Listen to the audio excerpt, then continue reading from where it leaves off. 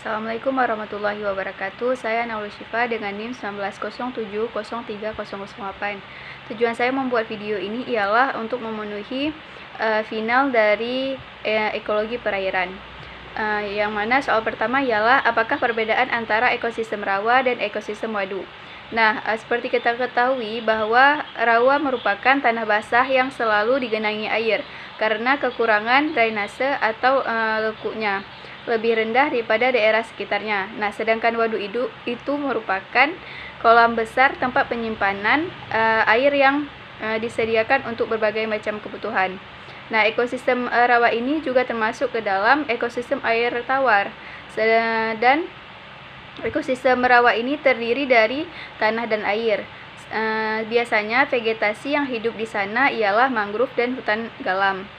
Sedangkan waduk merupakan ekosistem buatan, yang mana dia dibuat dengan cara membendung beberapa aliran sungai. Dan biasanya waduk ini berfungsi sebagai pembangkit listrik, budidaya perikanan, dan lain sebagainya. Selanjutnya ialah hulu dan hilir sungai memiliki ekosistem yang sama. Apakah benar? Jelaskan. Jawabannya ialah benar, karena hulu dan hilir sungai memiliki ekosistem yang sama. Nah, seperti kita ketahui bahwa sungai dibagi menjadi 3 bagian, yaitu bagian hulu, bagian tengah, dan bagian hilir.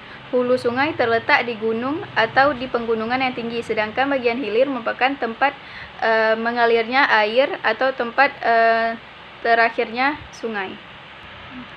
Pertanyaan selanjutnya ialah, mangrove dapat mengurangi sebaran limbah di perairan. Apakah benar? Jelaskan lebih lanjut.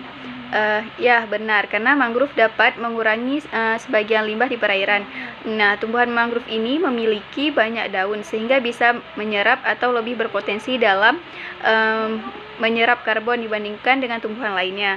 Dan dalam suatu penelitian, itu dinyatakan bahwa 1 hektar hutan mangrove dapat menyerap 110 kg karbon, dan sepertiga yang dilepaskan berupa endapan organik di lumpur.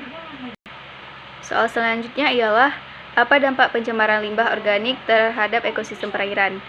Nah, pencemaran limbah organik ini terdapat dalam ekosistem perairan dapat menyebabkan peningkatan mikroorganisme atau kesuburan tanaman air, sehingga dapat menghambat masuknya cahaya matahari ke dalam air. Karena hal tersebut dapat menyebabkan berkurangnya kandungan oksigen terlarut dalam air, dan itu dapat mengganggu keseimbangan ekosistem yang ada di dalamnya.